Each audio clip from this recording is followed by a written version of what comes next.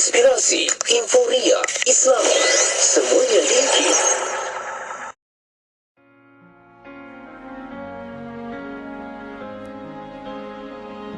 Ke dalam gugurnya iman. Hadirin wal hadirat hafizakumullah. Maka apakah syirku tab'idin? Kata ulama al-Imam Muhammad bin Yusuf As-Sanusi rahimahullah ta'ala, iaitu pengarang kitab ini, dia kata wasyirku tab'idin, adapun syirik tab'id, syirik tab'id adalah wahwa tarkibul ilahi min alihatin kasyirkin nasara, yang berarti iaitu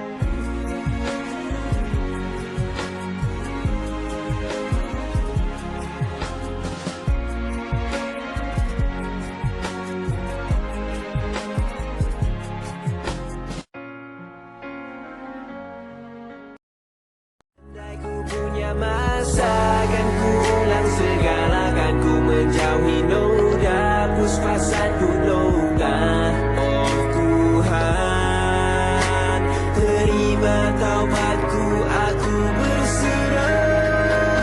Oh dunia ini fana, ku terleka insan lemah, ku dirayu, ku dipujuk indah, deras hanyut ku dibawa, ku terlupa yang di sana, indah syurga kekal selamanya. Oh dunia ini fana, ku terleka insan lemah, ku dirayu, ku dipujuk indah, deras hanyut ku dibawa, ku terlupa yang di sana, indah syurga kekal Billah, walhamdulillah, la ilaha illallah wahdah, la syarika lah, lahul mulk, wa lahul hamd, wa huwa ala kulli syai'in qadir. Rabbi as'aluka khayra ma fi hadhihi al-layla, wa khayra ma ba'daha, وأعوذ بك من شر ما في هذه الليلة وشر ما بعدها. رب أعوذ بك من الكسل وسوء الكبر. رب أعوذ بك من عذاب في النار وعذاب في القبر. Kami dan seluruh kerajaan memasuki waktu petang karena Allah. Segala puji bagi Allah. Tiada sesembahan yang berhak disembah melainkan Allah semata. Tiada sekutu baginya.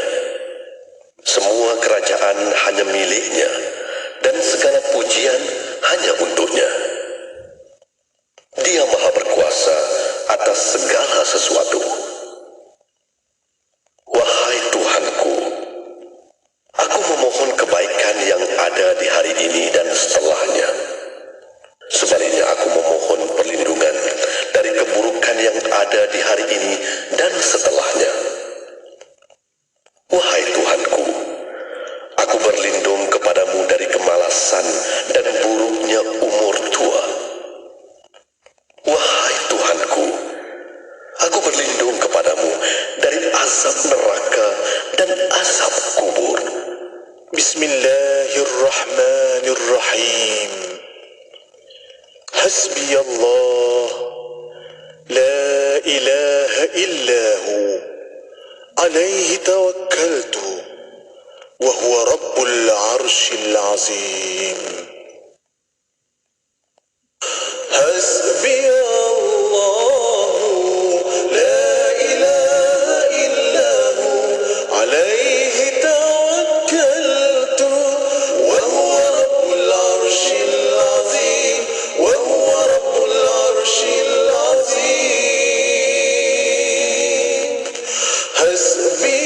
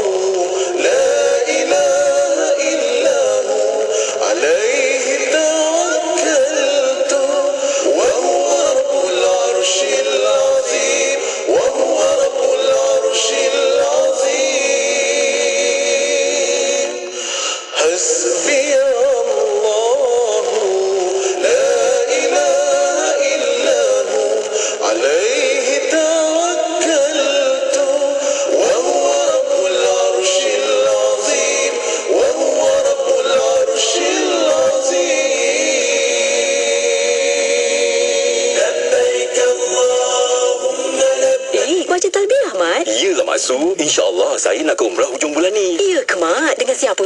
Dengan Zahazan Travel. Ustaz Zahazan ada syarikat pelancongan ke, Mat? Iyalah Mak Su. Ramai dah pergi umrah dengan Zahazan Travel. Ada banyak lagi destinasi yang Zahazan Travel kendalikan. Selain umrah, seperti Balkan, Uzbekistan, Baitul Maqdis, Turki dan Eropah pun ada. Ramai yang dah pergi dan sedang buat tempahan dengan Zahazan Travel ni. Macam mana nak pergi dengan Zahazan Travel ni, Mat? Senang je Mak Su. Hubungi 011-5862-9475 atau layari www.zahazantravel.com. Assalamualaikum, saya Ustaz Hanafiah Abdul Malik. Sungguh mengejutkan, 20 tahun tanpa masjid bagi penduduk di kawasan Lestari Perdana.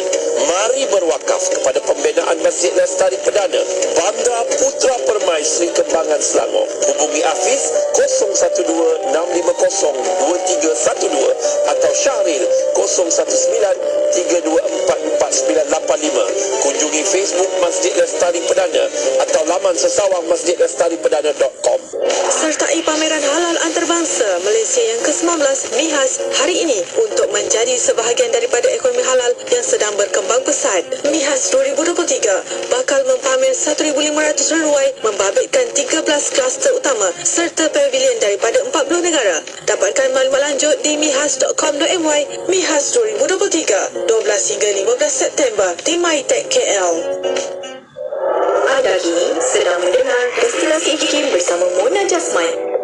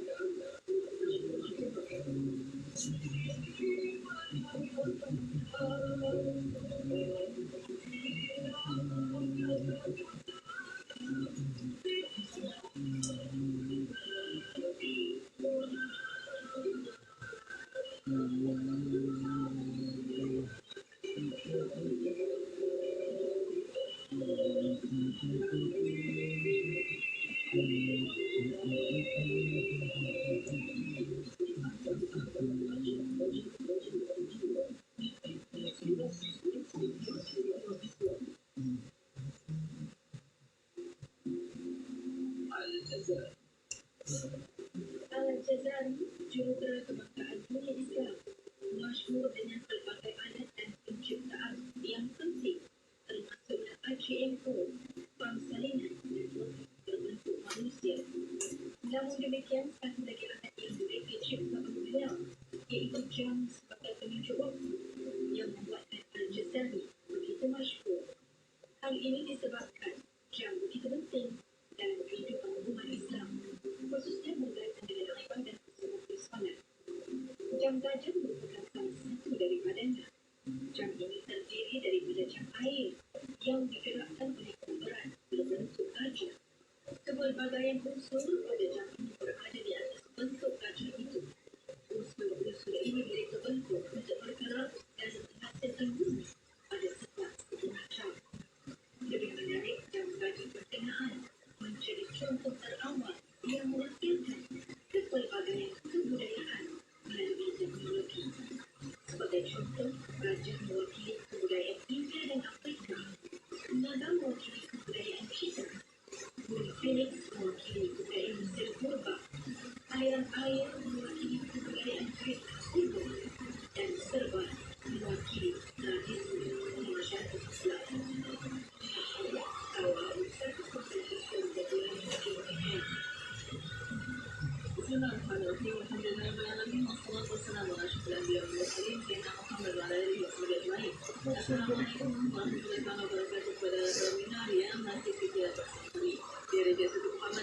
Radio IKIM, Alhamdulillah untuk waktu ini masih bersama Destinasi IKIM menemani anda sehingga jam 7 malam nanti. Dan bersama Destinasi IKIM, Alhamdulillah khas untuk anda setiap hari Khamis, insyaAllah kita akan bersama rancangan Imanuna Iman Kami.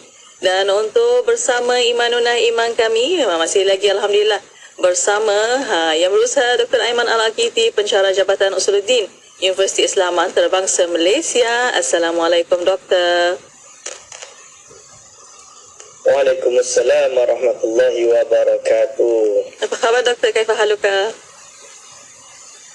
Alhamdulillah bi khair. Kaifa haluki? Alhamdulillah. Nakul kaifa haluka wala izzayak? Izai. Alhamdulillah. قليل فقط. لا بأس يا دكتور. المهم الماليزية ما شاء الله. الحمد لله. الحمد لله على السلامة أولا. وشكرا جزيلا دكتور. Terima kasih masih meluangkan masa untuk Imanuna pada petang ini, dan insyaAllah bersama Imanuna kita akan buka lagi kitab kita Permakasaan Akidah Islam di Alam Melayu Al-Muqaddimat dan Al-Aqidah Al-Wusta oleh Al-Imam As-Sanusi. InsyaAllah untuk anda boleh juga hubungi 019-2380-466 Encik Johari untuk kita dapatkan bersama, dan kita akan bukanya untuk tajuk untuk petang ini Hukum Akal. Dan untuk bersama Doktor, sebagai mukadimah silakan Doktor. Bismillahirrahmanirrahim. Alhamdulillahirabbil alamin. Assalatu wassalamu ala asyrafil anbiya'i wal mursalin wa ala alihi wa ashabihi ajma'in. Wa la hawla wa la quwwata illa billahil aliyil azim.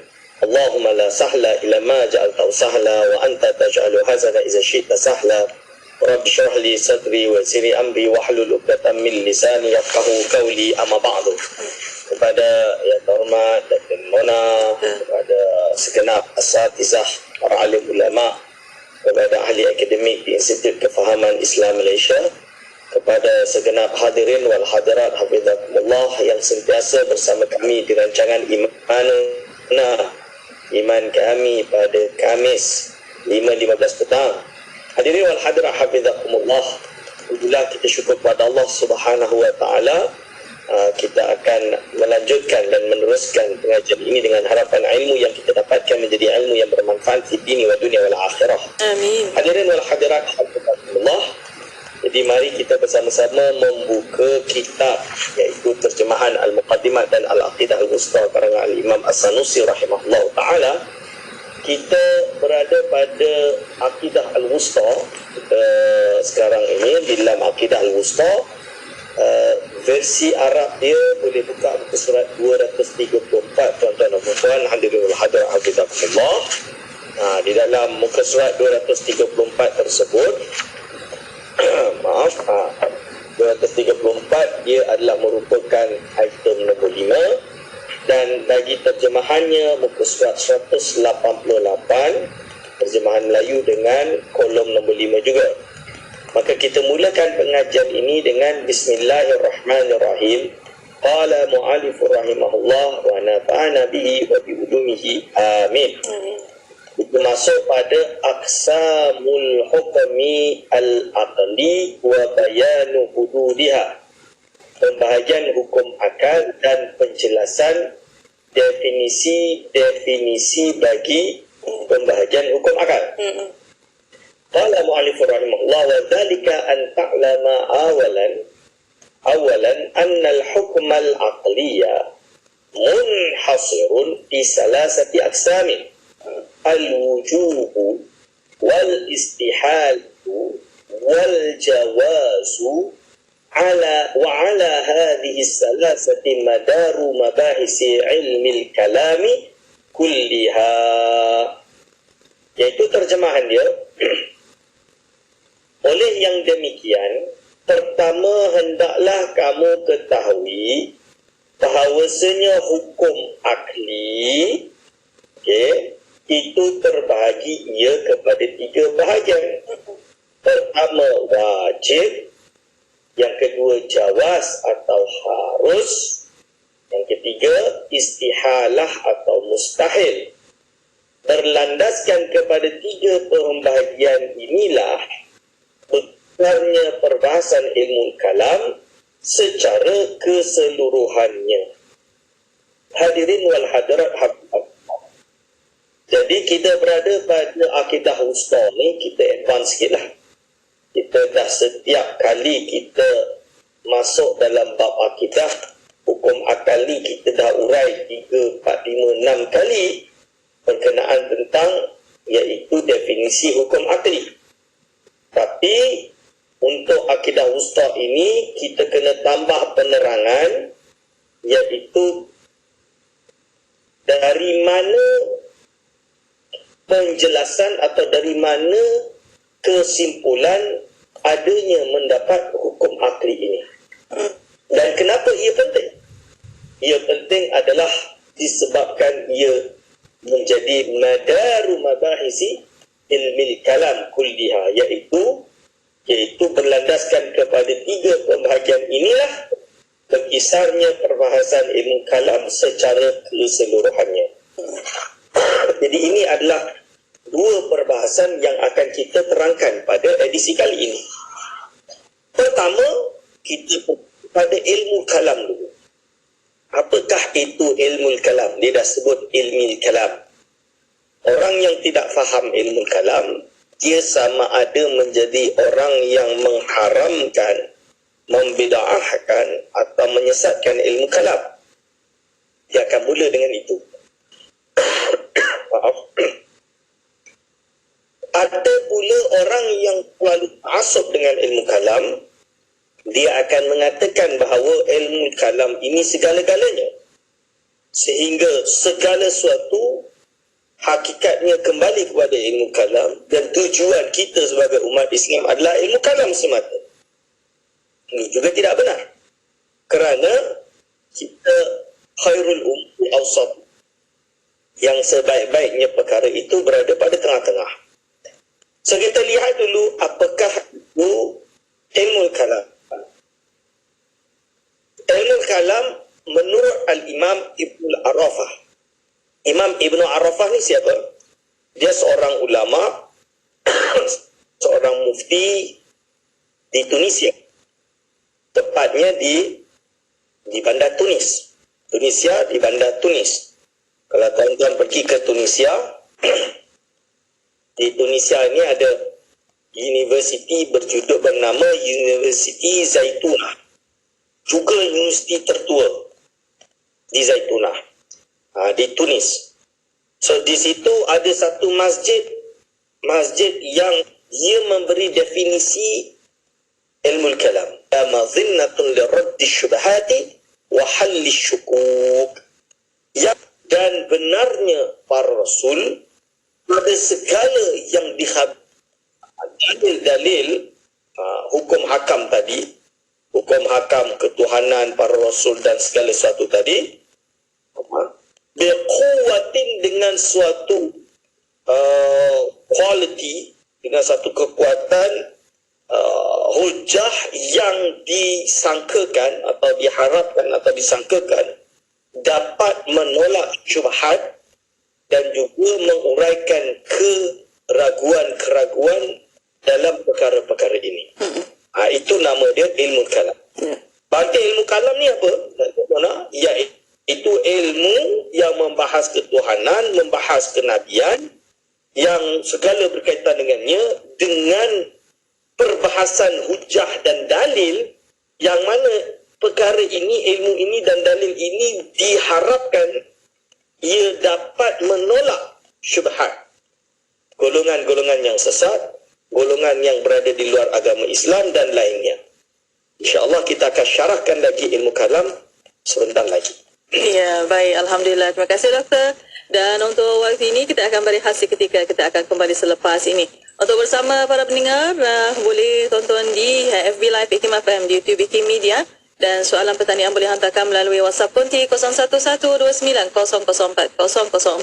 Dan juga boleh tinggalkan di FB Live IKIM FM, di YouTube IKIM Media. Berehat seketika pada waktu ini, kembali selepas ini. Untuk anda terus setia bersama kami, Hania, di Destinasi IKIM.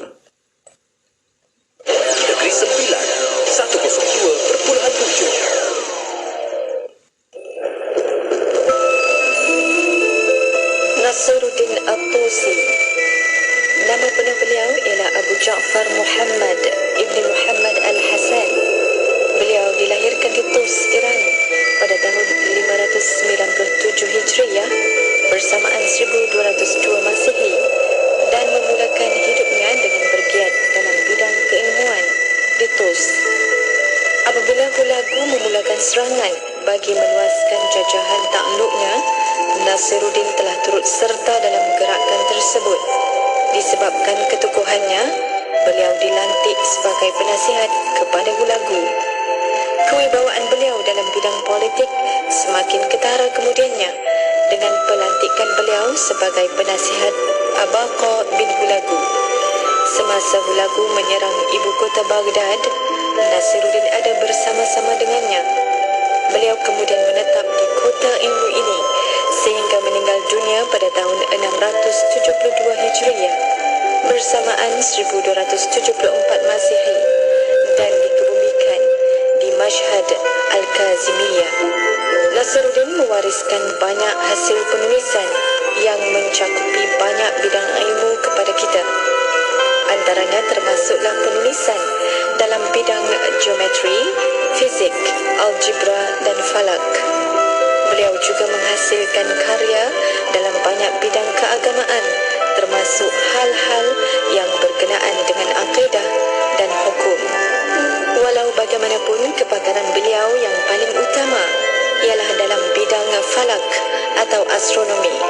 Dalam bidang tersebut, beliau telah menghasilkan banyak teori, sama ada ia merupakan lanjutan bagi teori-teori yang terdahulu maupun yang benar-benar baharu. Sebagai mengiktiraf kebolehan beliau dalam bidang ilmu falak ini dan dengan tujuan memperoleh faedah daripadanya, Hulagu telah membina sebuah pusat kajian cakrawala yang besar di Turkistan untuk Nasruddin, iaitu pada tahun 657 Hijriah. kutikan dari buku Tokoh-tokoh Kesarjanaan Sains Islam, hasil tulisan Profesor Datuk Dr. Mahmud Zudi Haji Abdul Majid.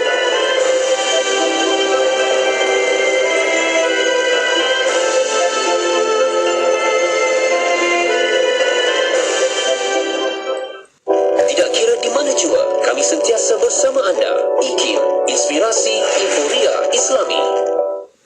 Bismillah, Alhamdulillah, wassalatu wassalamu ala Rasulillah. Alhamdulillah masih bersama destinasi IKIM pada waktu ini untuk rancangan Imanunah Iman Kami.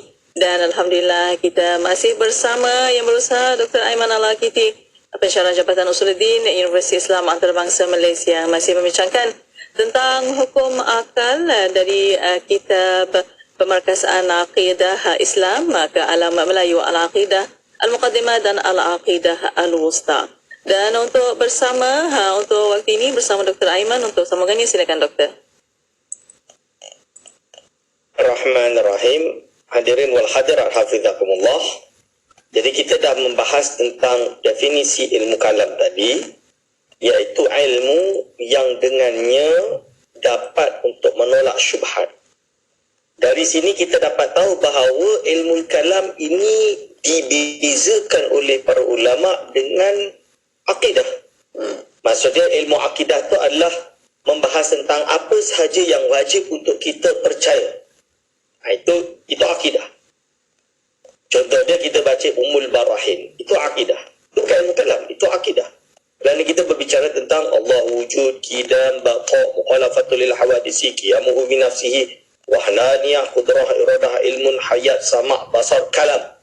Kan? Dan lain-lain. So ini adalah benda yang memang kita iman, kita letak, tambat dalam hati, kita ikat, kita percaya, kita hafal. Titik. Itu akidah. Kalau ilmu kalam, dia adalah lebih kepada perbincangan, perdebatan, atau dipanggil dengan dialektik theology, di mana dia memerlukan kepada hiwar. Kerana apa? Kerana dia berusaha, ilmu ini adalah bertujuan untuk menjawab syubhat, menjawab iaitu kemusykilan, menjawab persoalan, menjawab penolakan, refutation. Dia sudah sebuah perbahasan ilmu yang ada unsur menyelesaikan polemik, menyelesaikan pergaduhan. Jadi itu adalah ilmu kalam. Jadi ilmu kalam ni ada peringkat-peringkatnya juga.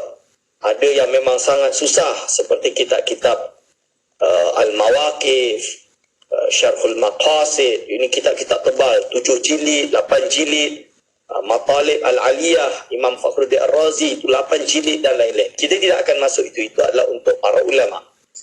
Tapi ilmu kalam yang kita maksudkan ini adalah perbahasan yang ada dalam kitab Al-Aqidah Al-Wusta. Iaitu kita membahas tentang dalil akidah yang digunakan untuk menjawab beberapa syubhat di dalam syubhat yang dilontarkan oleh orang-orang yang menolak akidah Islamiah ini. Ini sebab itu dipanggil ilmu kalam. Jadi kalau kita dah tahu benda ni, orang akan bertanya, okay, apa hukum mempelajari ilmu kalam? Ini apa hukum mempelajari ilmu kalam? Kan? Kalau akidah macam mana? Ada yang tidak memahami ilmu kalam, dia menganggap bahawa ilmu kalam ini fardu ain yang wajib untuk diketahui secara detailnya. Itu tidak betul. Itu tidak betul. Sebab apa? Oleh sebab itu Al-Imam Ibn Arafah berkata, wa min thamma qala ghairu wahidin huwa fardu kifayatin ala ahli qatrin yashukku al-wusulu minhu ila ghairihi.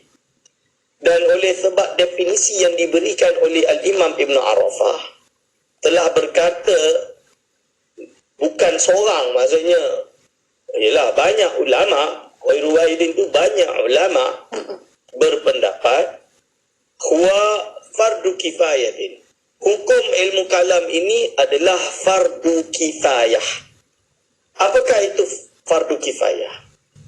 Fardu kifayah ini iaitu kalau ada orang di dalam satu masyarakat yang memiliki ilmu tersebut, maka gugurlah dosa terhadap semua yang lain.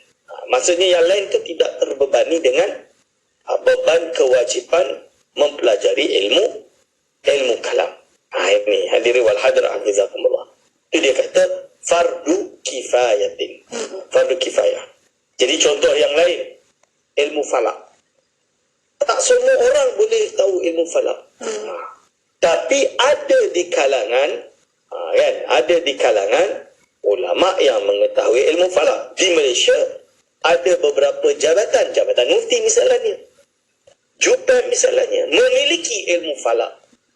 Dia tak diperlukan oleh semua orang. Tuan-tuan nak tahu waktu solat, tak semestinya semua kena tahu macam nak kira-kira waktu solat. Tapi dia fardu kifayah.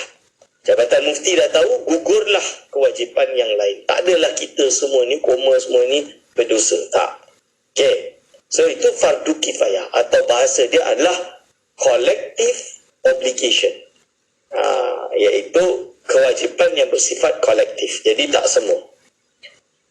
Ala ahli kulli qatrin, iaitu bagi seluruh penduduk bagi sebuah daerah yang susah untuk usul minhu ila ghairihi. Contoh dia, iaitu yang susah untuk sampai daripadanya kepada yang lainnya. Hadirin wal hadir hafizakumullah. Dan kalau kita dah tahu ini, so kenapa keperluan pentingnya ilmu kalam? Sebab kita hidup sejak zaman para ulama lagi, para zaman tabi'in lagi, zaman salafus soleh lagi, ada isu-isu akidah yang muncul sebagai syubhat dan tantangan, kita panggil tahaddiat bagi umat Islam. Itu wujud. Jadi pertentangan itu wujud. Persoalan itu wujud. Maka ia memerlukan kepada jawapan, tuan-tuan dan puan-puan. Dia perlukan kepada iaitu mengurai polemik tersebut. Maksud dia persoalan tersebut perlu diurai. Contoh dia, kita pada hari ini muncul isu ateisme. Orang yang tidak percaya dengan kewujudan Tuhan. Jangan cakaplah agama Islam. Semua agama dari kalangan mereka pun muncul ateisme. Terutama dari kalangan Kristian. Paling banyak di kalangan mereka yang menjadi atheist. Setelah, lebih-lebih lagi di dalam dunia pasca moden ini. Akan tetapi Islam bangkit. Dan bukan hanya bangkit. Walaupun ada, tapi Islam juga banyak yang masuk Islam kerana mendapatkan hidayah. Termasuk di kalangan etis yang telah menjadi etis apabila mereka mengenal Islam. Mereka menerima Islam dan mereka masuk Islam dan mereka kuat berpegangan Islam. Dan ada di kalangan mereka yang lebih kukuh dalam beragama Islamnya dibandingkan orang yang lahir dalam keadaan Islam. Ini adalah salah satu fenomena. Hadirin wal hadirat hafizakumullah. Jadi ini tujuan ilmu kalam. Dia adalah ilmu yang digunakan ulama untuk menjawab-jawab fitnah, menjawab-jawab syubhat, menjawab-jawab keraguan di dalam akidah Islam. Maka nak menjawab dia tidak boleh. Kita tak boleh pakai dengan cara semudah apakah dalil wujudnya Allah?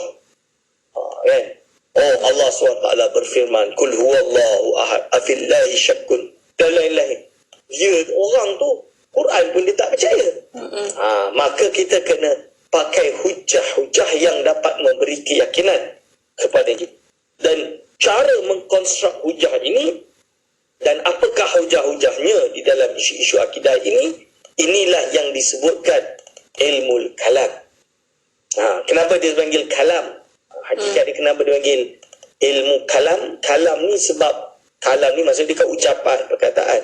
Ada yang kata kerana dia adalah dialectic theology, means you need to hiwar, you need to have a dialogue, you need to have a debate.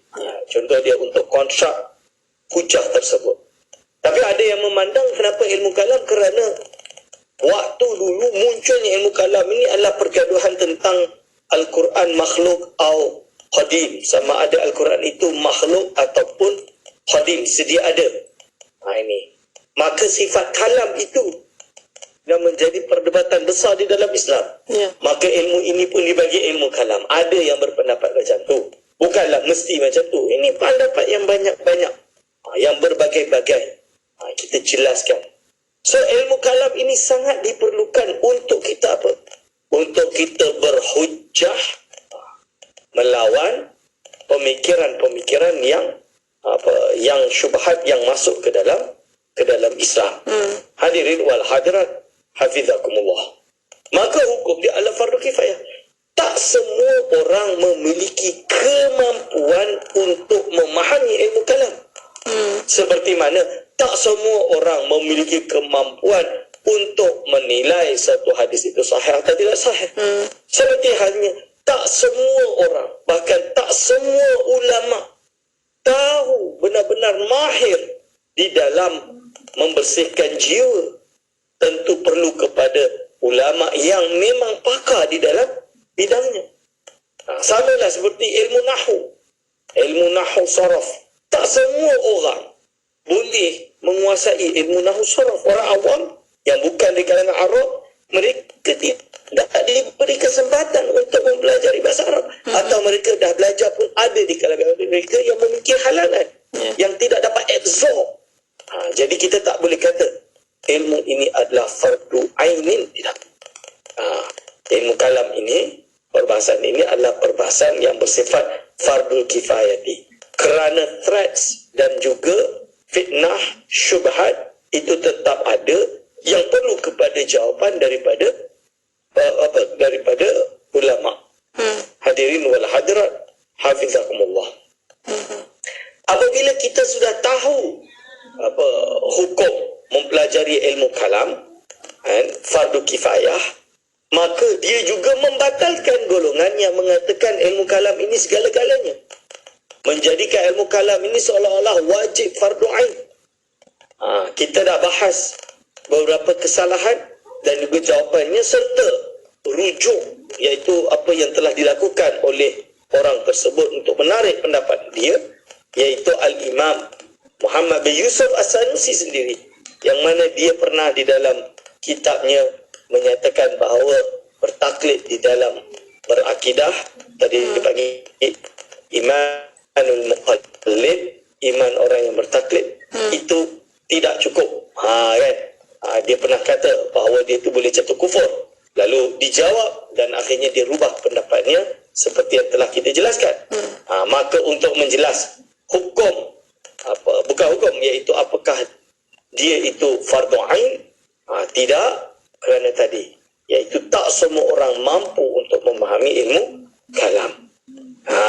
Ni sebab itu ada kisah A'rabi ditanya apa dalil wujud Allah. Al-ba'ratu tadullu ala ba'iri. Kotoran menunjukkan tadi ada yang jalan, dan lain-lain. InsyaAllah kita akan syarah pada pertemuan setelah ini, insyaAllah. Ya, insyaAllah, alhamdulillah. Terima kasih doktor, dan untuk waktu ini kita akan berehat. Sekali lagi kita akan kembali selepas ini. Untuk bersama para pendengar, boleh hantarkan soalan anda melalui WhatsApp konti 01129004 dan juga boleh tinggalkan soalan anda di FB Live IKIM FM, di YouTube IKIM Media. Berehat seketika pada waktu ini, kembali selepas ini untuk anda setia bersama kami hanya di Destinasi IKIM. Radio IKIM membawa kepada anda lagu-lagu nasyid terbaik di Malaysia.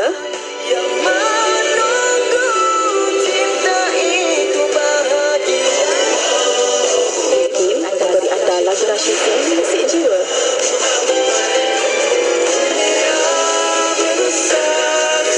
IKIM, inspirasi info yang Islami. Dari Tamim Ad-Dari bahawa Rasulullah sallallahu alaihi wasallam bersabda, ad-dinun nasihah. Qulna liman? Qala lillahi wa li kitabihi wa li rasulihi wa li a'immatil muslimin wa 'ammatihim. Rawahu Muslim. Maksudnya agama itu adalah nasihat. Kami bertanya, demi siapa?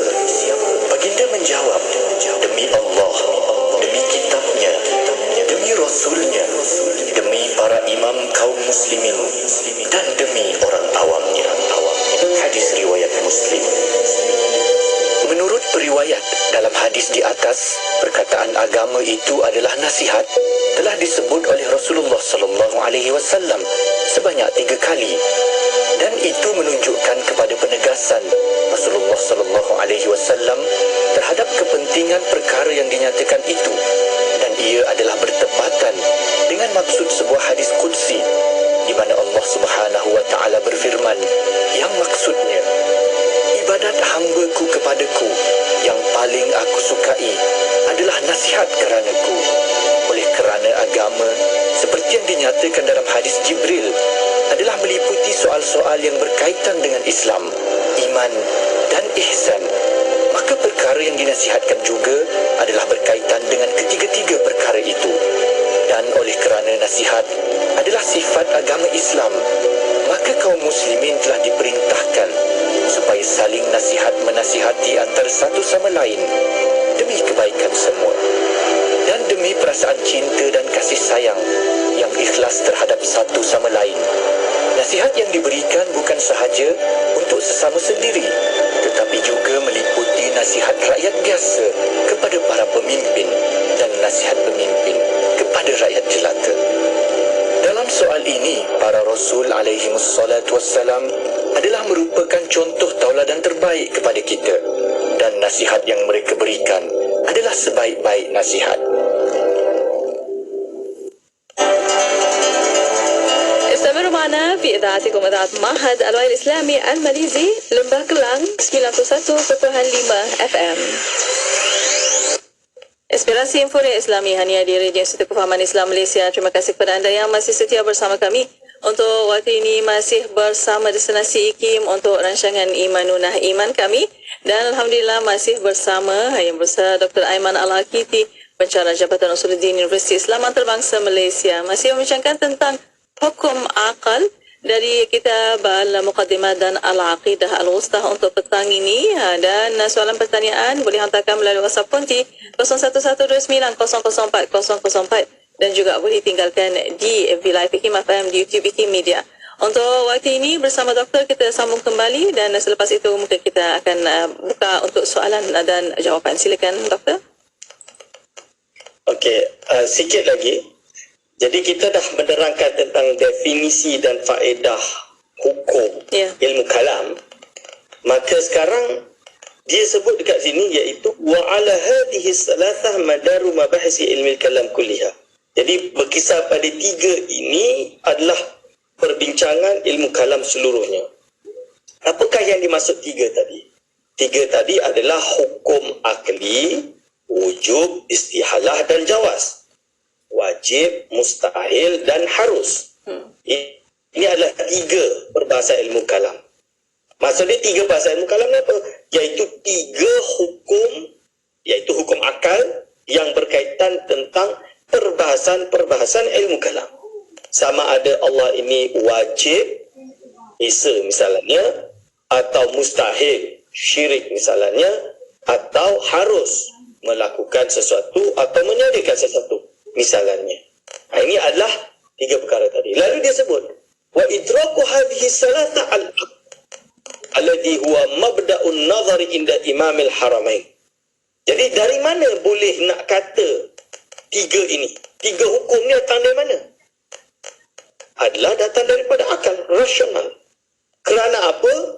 Kerana Allah SWT memerintahkan kita.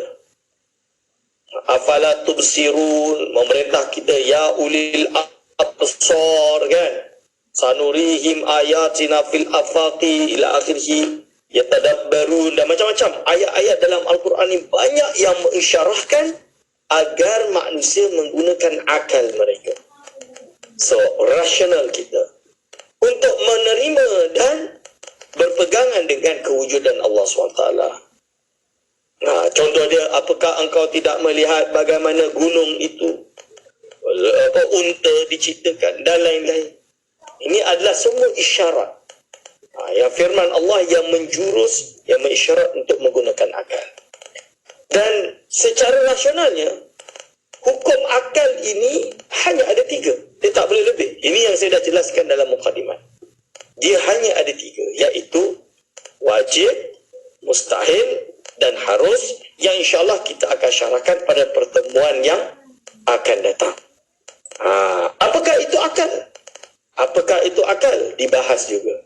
Al-Imam Al-Muhasibi misalnya dia mengatakan bahawa akal itu adalah suatu kemampuan, suatu sifat kemampuan, perkara yang ada malakah, gharizah yang ada dalam jiwa diri kita, yang dengannya mudah untuk mencapai, mendapatkan perception, mendapatkan ma'kulat, mendapatkan perkara-perkara yang dirasionalkan, ma'kulat. Ini. Okey, hadirin wal hadirat hafizakumullah. Berarti akal ini adalah alat yang Allah anugerahkan kepada manusia untuk berfikir dan bernazar, beranalisa dan melakukan penelitian untuk rasionalkan, untuk terimanya secara akal. Hadirin wal hadirat hafizakumullah.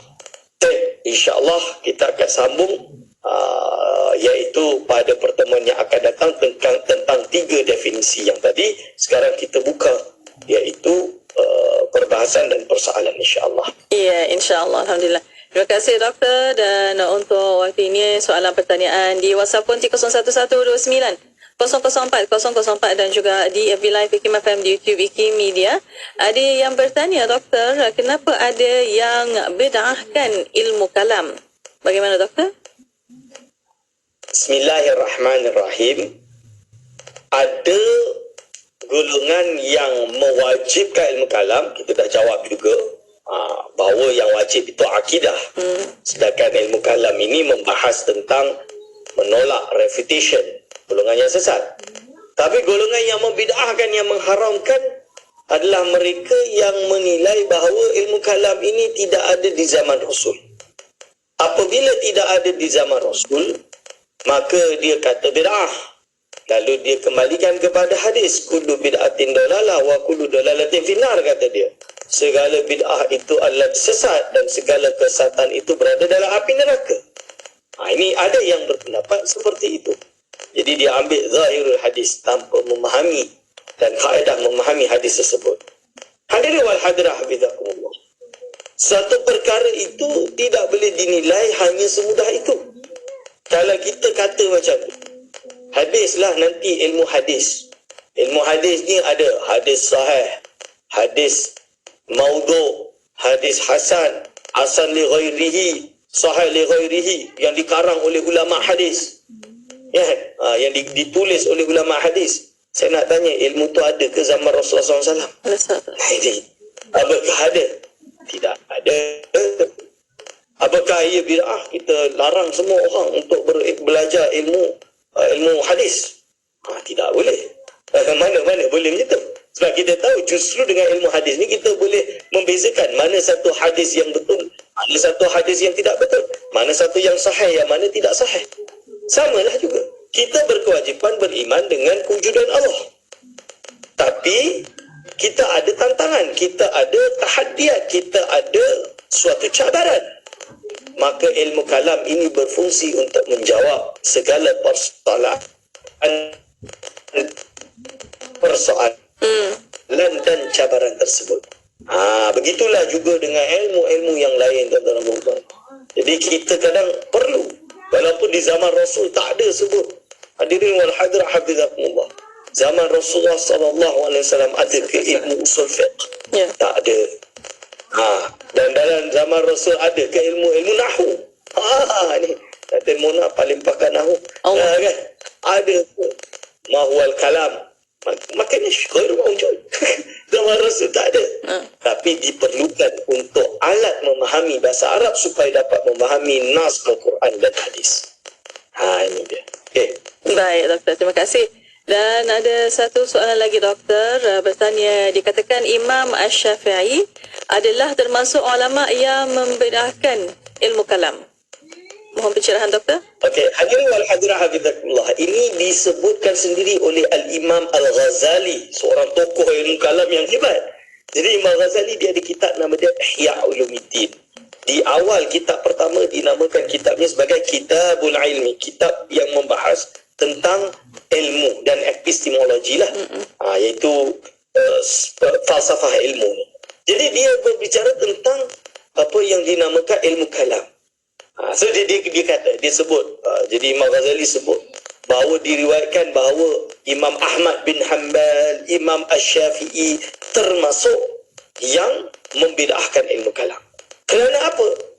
Kerana pada waktu itu ilmu kalam itu dibawa oleh tokoh-tokoh Mu'tazilah, tokoh-tokoh yang sesat, yang tentulah pada waktu itu dibid'ahkan kerana pembidahan kepada pembawa tersebut.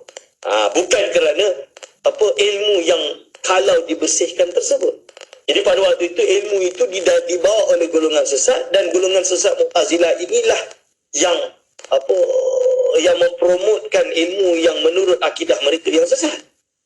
Tapi apabila ilmu kalam ini telah dibersihkan, diambil yang baik, dibuang yang buruk, seperti halnya ilmu perubatan daripada barat, daripada Yunani, bawa masuk ke dalam Islam di zaman Abbasiyah. Seperti juga ilmu-ilmu yang lain, ilmu logik, dan lain-lain, maka ia adalah perkara yang kalau benda itu membawa kepada kebaikan. Jadi kita berubah bahawa ilmu tersebut, Imam Ghazali sebenarnya dia kata, jadi dia cerita bahawa setelah zaman Imam Syafi'i adalah zaman Imam Ahmad bin Hanbal. Imam Ahmad bin Hanbal ini hidup sezaman dengan salah seorang tokoh ahli sunnah wal jamaah yang besar bernama Al-Harith Al-Muhasibi. Jadi Imam Al-Harith Al-Muhasibi ini seorang sufi, tapi juga memiliki ilmu kalam. Dia menggunakan ilmu kalam untuk dakwah dia. Ni. Jadi Imam Ahmad bin Hanbal pernah menyerang Al-Muhasibi. Dia kata, kenapa engkau membawa benda bid'ah? Ini Rasul tak buat ni. Ini datang dari ilmu yang datang dari golongan bid'ah.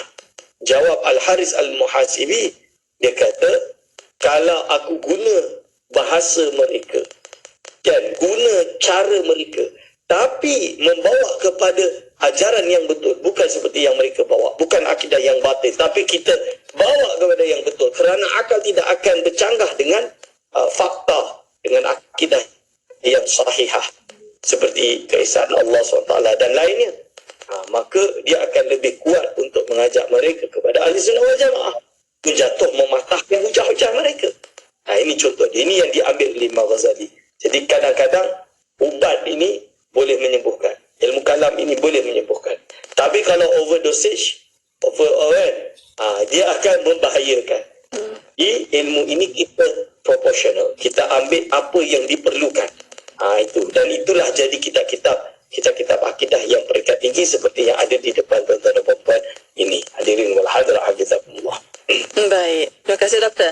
Dan untuk waktu ini ada satu soalan yang kita dapat di email doktor, sebenarnya menghantar di email, bertanya mengapa Allah yang Maha Penyayang membenarkan berlakunya yang tidak baik seperti perang, malapetaka dan sebagainya.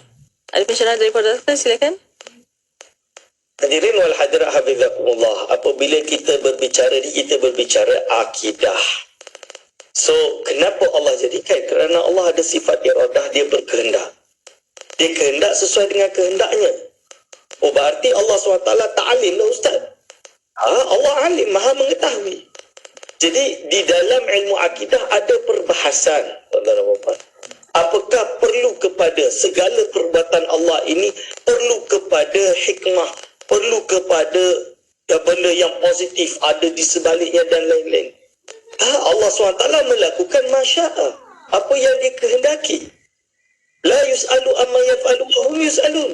Dia tidak akan ditanya apa dia perbuat, mereka yang dia dipertanyakan.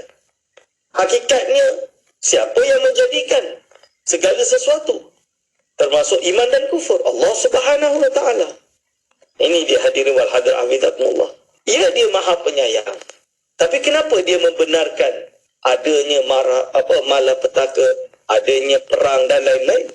Itu adalah pilihan dia, wisdom dia. Kita mungkin tak tahu, mungkin ada hikmah di sebalik tersebut, ibrah. Itu yang kita kena baca, kita kena ibrah bagi diri kita untuk kita memiliki iman sampai tidak mengkufuri Allah Subhanahu wa ta'ala. Akan tetapi, apakah ia tergantung pada ta'lil, kepada ilat, kepada sesuatu? mesti membawa kebaikan. Tidak. Itu akan jadi Mu'tazilah. Mu'tazilah yang beranggapan bahawa segala perbuatan Allah ini mestilah merupakan suatu yang masoleh. Mestilah semua yang soleh wal aslah. Sesuatu yang baik dan membaikkan. Dan ahli sunnah jemaah tidak berpandangan seperti itu. Allah SWT fa'ala ma yasha'. Dia melakukan apa yang dia kehendaki. Kullu ma yasha'. Segala apa dia kehendaki. Kita tidak dapat tahu segala rahsia Allah Subhanahu wa ta'ala. Dan Allah memilih ada di kalangan hamba-Nya yang akan masuk neraka, yang akan kufur. Itu takdir siapa? Siapa yang menjadikan dia seperti itu? Allah. Orang akan pertikaikan apa manfaat dia? Allah ciptakan manusia, lepas tu Allah masukkan dia dalam api neraka. Itu hak Allah Subhanahu wa ta'ala. La yus'alu amma yaf'alu wa hum yus'alu. Yang kita kena dari bahawa diri kita ni, kita tidak mahu termasuk dari golongan orang-orang yang mengkufuri Allah. Maka kita istiqamah dengan ibadah kita. Kita istiqamah dengan segala ini iman kita, dengan harapan kita mendapatkan husnul khatimah. InsyaAllah. Hadirin wal hadirat hafizakumullah. InsyaAllah. Amin, amin ya Rabbal Alamin. Itulah yang kita harapkan dan apapun kita berterima kasih banyak-banyak kepada Dr. Aiman atas pertemuan untuk petang ini. InsyaAllah Doktor, kita akan jumpa lagi. Assalamualaikum. Waalaikumsalam warahmatullahi wabarakatuh. Alhamdulillah. Dan untuk para pendengar, terima kasih kepada anda dan untuk anda terus setia bersama kami di Destinasi IKIM Inspirasi Euforia Islami. Kurba 106.2 Rawatan yang baik. Terima kasih untuk anda. Allahumma salli ala sayyidina Muhammad wa sallam wa